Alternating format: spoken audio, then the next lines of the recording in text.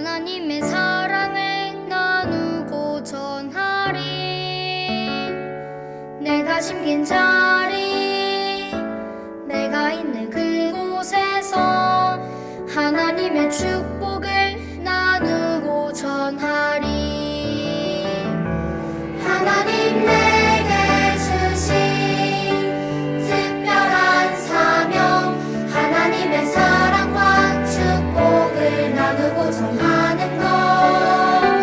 내가 심긴 자리 바로 이곳에서 예수님을 나타내리.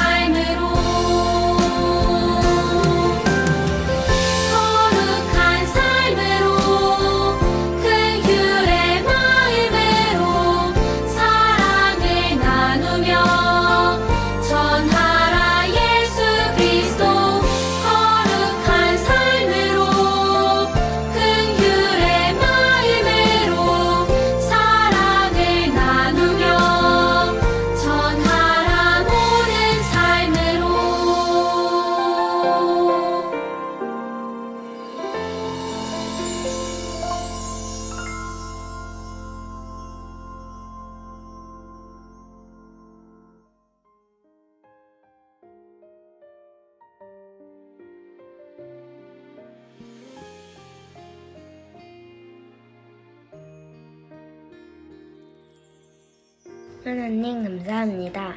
우리를 건강하게 해주시고 예배드릴 수 있게 해주셔서 감사합니다. 코로나가 빨리 끝나서 교회에서 예배드릴 수 있게 해주세요. 집에서도 예배를 잘 드릴 수 있게 해주세요. 우리 교회 친구들 모두 건강하게 해주세요. 다른 친구들도 하나님 믿게 해주세요. 예수님 이름으로 기도합니다. 아멘.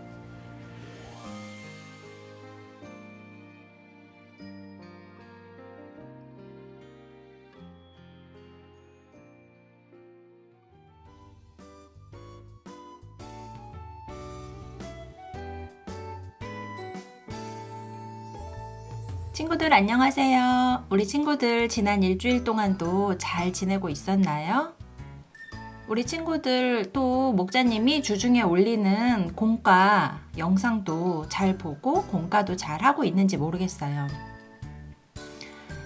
비록 우리가 지금 함께 얼굴을 보고 한 공간에서 만나서 예배할 수는 없지만 우리 친구들이 있는 자리에서 예배도 멋지게 잘 드리고 또 온라인으로 공과도 열심히 하고 그러면서 우리가 다시 만날 날을 기다리는 멋진 친구들이 되기를 바래요. 또 그리고 우리 친구들이 건강하고 안전할 수 있도록 목자님들이 기도하고 있어요. 오늘의 말씀은 혼자가 아니에요 라는 제목의 말씀을 우리 같이 한번 배워보려고 해요. 오늘 제8과 혼자가 아니에요. 성령님이 우리와 함께 하세요.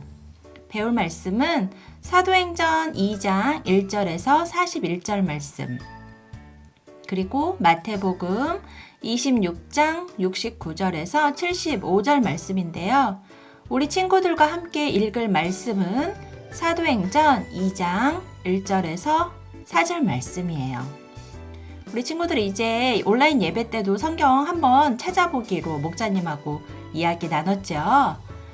앞부분에 설교 제목이 나가는 부분에서 우리 친구들이 모두 성경을 찾아놨을 거라고 생각해요. 성경을 찾은 친구들 성경을 보면서 또 혹은 화면을 보면서 사도행전 2장 1절에서 4절 말씀을 같이 읽어보도록 하겠습니다. 오순절 날이 이미 이름에 그들이 다 같이 한 곳에 모였더니 호련히 하늘로부터 급하고 강한 바람 같은 소리가 있어 그들이 앉은 온 집에 가득하며 마치 불의 혀처럼 갈라지는 것들이 그들에게 보여 각 사람 위에 하나씩 임하여 있더니 그들이 다 성령의 충만함을 받고 성령이 말하게 하심을 따라 다른 언어들로 말하기를 시작하니라. 아멘. 여러분, 우리 계룡에서 제일 높은 산은 어디일까요? 목자님은 처음에 천마산이 제일 높은 줄 알았어요. 그랬더니 엄사에 가니까 향적산이 또 있더라고요. 그 향적산이 훨씬 더 높고 올라가기 힘든 산이더라고요. 그래서 향적산으로 올라갔을 때 또 다른 기쁨을 느껴봤었어요. 그 옆에는 전국에서 유명한 계룡산도 있지요. 그런데 이렇게 우리 동네 유명한 산 말고 세계에서 제일 높은 산은 어디일까요? 우리 친구들 알고 있어요? 세계에서 제일 높은 산이 어디인지? 그래요. 우리 친구들, 많은 친구들이 알고 있을 거라고 생각하는데 바로 히말라야 산맥에 있는 에베레스트라는 산이에요. 많이 들어본 이름이죠. 이 산은 우리나라에서 제일 높은 한라산보다 또 남북한 통틀어서 제일 높은 백두산보다 훨씬 높은, 상상도 할 수 없을 만큼 높은 산이래요. 한라산보다는 무려 4배 이상 높은 산이라고 해요. 목자님은 아직 한라산을 못 올라가 봐가지고 그것을 더 실감하기가 어렵네요. 뭐 했을까요, 여태? 한라산도 못 올라가 보고. 다음에 기회가 된다면 더 무릎이 아파지기 전에 한라산을 꼭 올라가 보도록 할게요.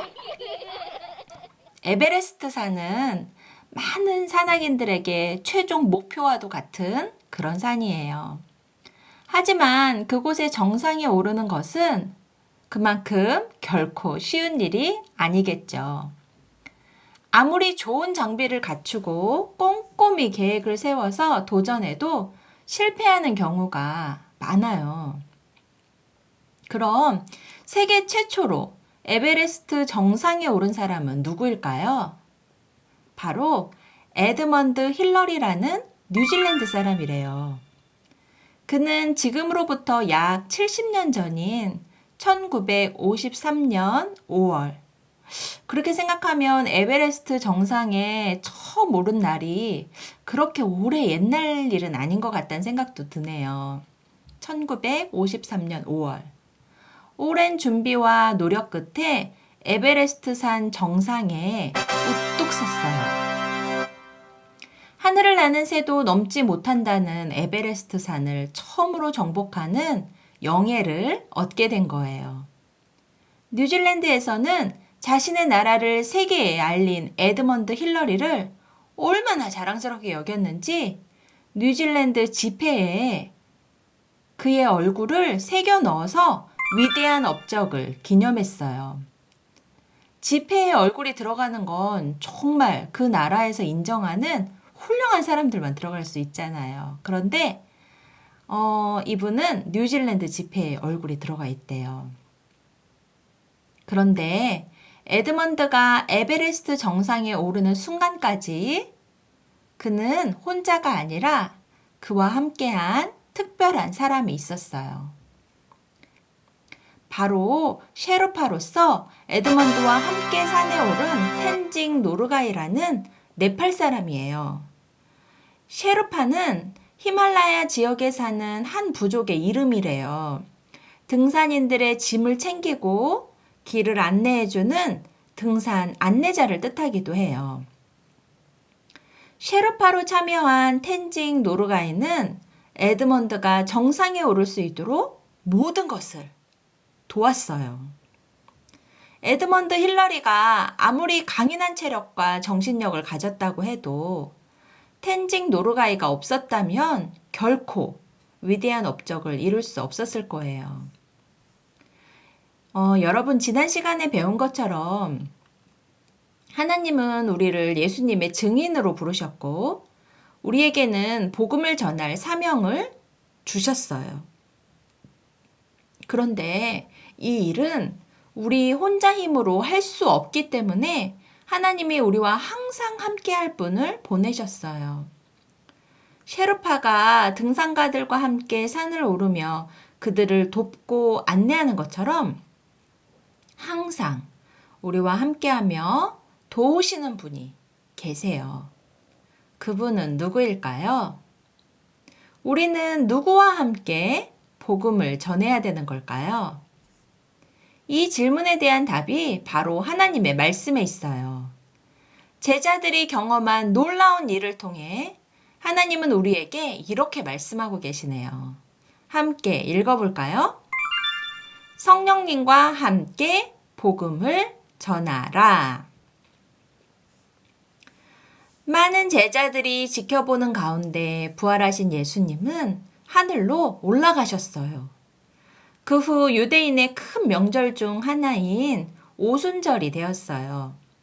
많은 이스라엘 사람들이 명절을 지키기 위해 예루살렘에 모였어요. 심지어 다른 나라에 살던 이스라엘 사람들도 많이 모였어요. 마침 예수님을 믿고 따르던 사람들도 예루살렘의 한 곳에 모여 있었어요. 그들도 명절을 지키기 위해 모인 것일까요? 아니에요.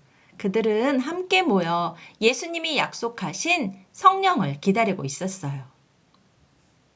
그런데 놀라운 일이 벌어졌어요. 갑자기 하늘 위에서 강한 바람 같은 소리가 들려왔어요. 그리고 활활 타는 불꽃이 모인 사람들의 머리 위에 머물러 있는 거예요. 성령님이 하늘로부터 내려와서 그들과 함께 하신 거예요. 게다가 더 놀라운 광경이 나타났어요. 예수님의 제자들이 한 번도 배운 적이 없는 세계 여러 나라의 말로 말하기 시작한 거예요. 성경은 이 일에 대해 성령의 충만함을 받고 라고 설명하고 있어요. 제자들이 말하는 소리를 듣고 여러 나라에서 온 많은 사람들이 모여들었어요. 그들은 자신들이 사는 나라의 말로 말하는 제자들을 보고 깜짝 놀랐어요. 제자들은 그 나라에 가본 적도, 그 나라의 말을 배워본 적도 없기 때문이에요. 어떤 사람들은 제자들의 모습을 보고 그들이 술을 먹고 취해서 떠드는 것이라며 비웃었어요. 그러자 베드로가 일어서서 큰 소리로 말했어요. 여러분, 우리는 술에 취한 것이 아닙니다. 이 일은 성령님이 오셔서 하신 일입니다.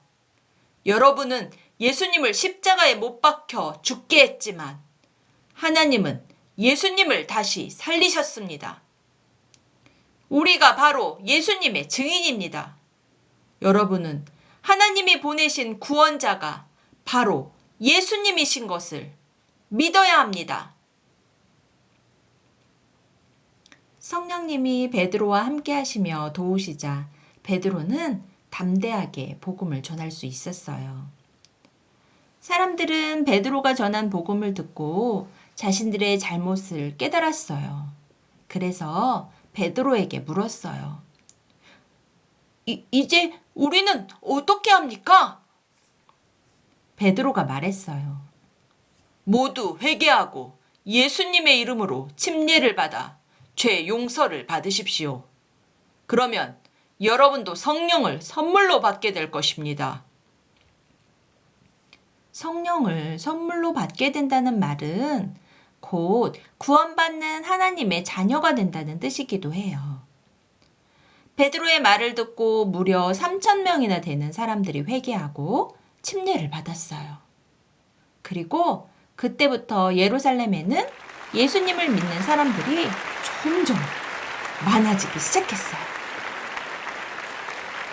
여러분, 예수님은 약 50일 전에 세상을 어지럽히고 혼란스럽게 한다는 이유로 십자가 처형을 당하셨어요. 죄인이라는 판결을 받고 처형당한 사람에 대해 이야기한다는 것은 매우 위험한 일이에요. 하지만 오늘 말씀에 나오는 베드로는 많은 사람들 앞에서 용감하게 복음을 전했어요.